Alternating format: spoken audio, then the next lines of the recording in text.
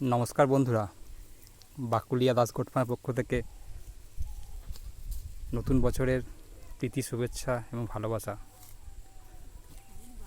বন্ধুরা, আমি ঈশ্বরের কাছে প্রার্থনা করি আপনাদের সকলের নতুন বছরের প্রতিটা দিন সুন্দরভাবে কাটুক। এই এই বছরটা যেন সকলের খুব ভালোভাবে কাটে। বন্ধুরা, আজকের আমার টপিক হচ্ছে ঘাসের উপরে আমি আজকে ভিডিওটা বানাচ্ছি। তো দেখুন বন্ধুরা, ছাগল হচ্ছে তৃণভোজী প্রাণী, ঘাসই কিন্তু এদের প্রধান খাদ্য। তো তাই ঘাসের উপর যদি ভরসা করে ছাগল ফার্ম করা যায় তাহলে কিন্তু আমাদের ফার্মের ছাগলের খাবার যাওয়ার যে খরচাটা সেটা কিন্তু অনেকটাই কমিয়ে আনা যায়। তো সেই কারণে আমি আমার ব্যক্তিগত ছাগল পালনের জন্য কয়েকটা প্রজাতির ঘাস লাগিয়েছি। তো তার মধ্যে hybrid Napier, COCN4, Indonesia Baahubali এবং ব্ল্যাকবেরি এবং অড়হর গাছ, এরকম ধরনের কয়েকটা প্রজাতির ঘাস লাগিয়েছি আমি। এগুলোতে আমার জব ঘাস ছিল, তো জব ঘাসগুলো যেহেতু কাটা হয়ে গেছে তাই আমি ছাগল নিয়ে এসে এখানে চড়াচ্ছি, ছাগল খাচ্ছে। তো দেখুন বন্ধুরা, আমি আপনাদের আমার জমির কিছু নমুনা দেখাই। তো এইগুলো আমি জাস্ট কয়েকদিন আগে লাগিয়েছি এই ঘাসগুলো। তো সব ঘাস ধরে গেছে। আমি মাসখানেক আগে আমি এই ঘাসগুলো লাগিয়েছি। এটা ইন্দোনেশিয়া বাহুবলী। এই ঘাসগুলো খুব ভালো ঘাস। আমি ঘাস থেকে ঘাসের দূরত্ব দিয়েছি 3 ফুট এবং তার মাঝে মাঝে আমি একটা করে তুঁত গাছ লাগিয়েছি। দেখুন লাইন দিয়ে তুঁত গাছ লাগিয়েছি। তো এই তুঁত গাছগুলো ছাগলের একটা ভালো খাবার, এতে প্রচুর পরিমাণে খাদ্যগুণ রয়েছে। তো আমি এখানে COCN4 লাগিয়েছি।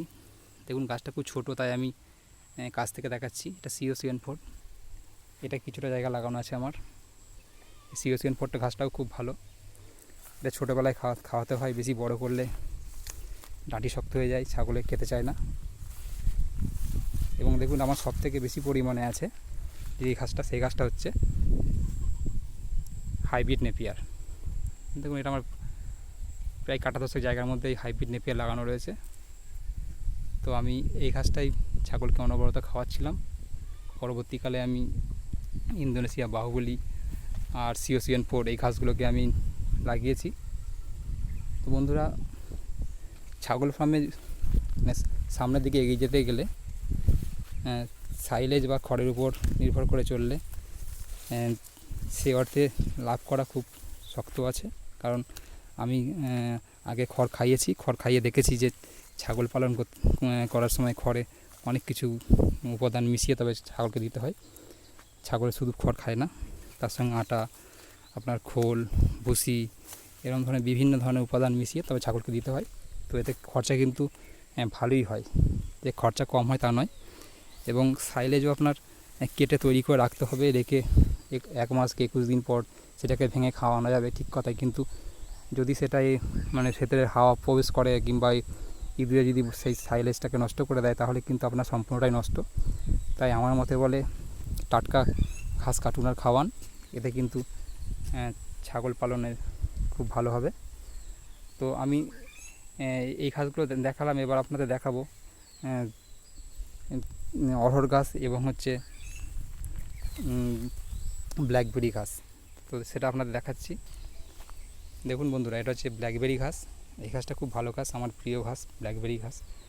তো এই ঘাসটা কিন্তু আপনার হাইব্রিড নেপিয়ার বলুন, COCN4 বলুন, প্রতিটা ঘাসেরই কিন্তু একটু ধার থাকে, মানে পাতাতে একটু ধার থাকে।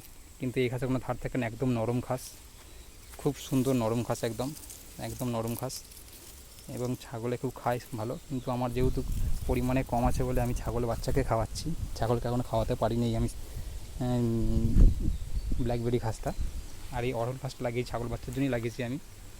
যেহেতু ছাগল বাচ্চা আমার সবে খাওয়া শিখেছে তাই আমি এই অড়হর ঘাসটা খাওয়াচ্ছি। দেখুন আমার অড়হর ঘাস লাগানো রয়েছে। তো দেখুন ছাগলগুলো আমি এখানে নিয়ে এসেছিলাম, খাচ্ছে, তাই ভাবলাম একটা ভিডিও করি। আজকে নতুন দিন, পয়লা বৈশাখের দিন। তাই ভিডিওটা করলাম।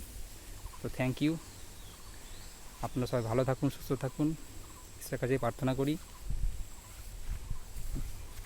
আমার ভিডিওটা যদি ভালো লাগে, আমার ভিডিও থেকে যদি আপনাদের একটু উপকার লাগে, তাহলে আমার চ্যানেলটা সাবস্ক্রাইব করে দেবেন, আপনাদের প্রিয় বন্ধু বান্ধবের কাছে শেয়ার করে দেবেন এবং লাইক ও কমেন্টের মাধ্যমে জানাবেন আমার ভিডিওটা কেমন হয়েছে।